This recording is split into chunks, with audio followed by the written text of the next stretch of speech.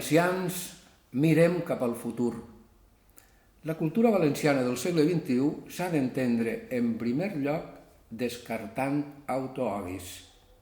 Ser valencians és la nostra manera de ser, i punt.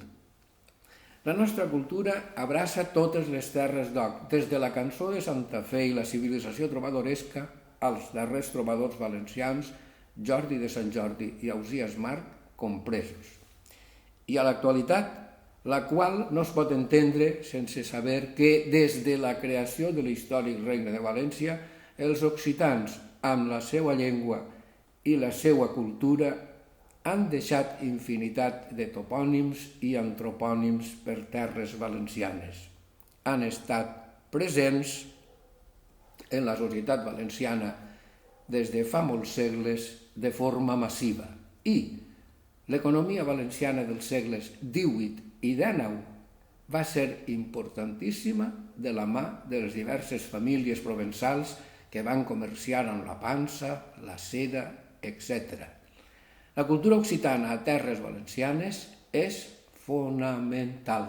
No podem entendre la societat valenciana sense fer referència a tota la repoblació que hem tingut d'occitans, encara que amb l'apel·latiu de francesos que els investigadors sempre posem entre cometes.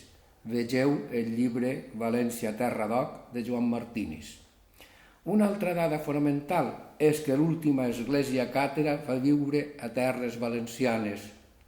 El segle XIV, Guillem Belibaste habitava a Morella i Sant Mateu, d'on se'l van endur per a cremar-lo a mans de la Inquisició.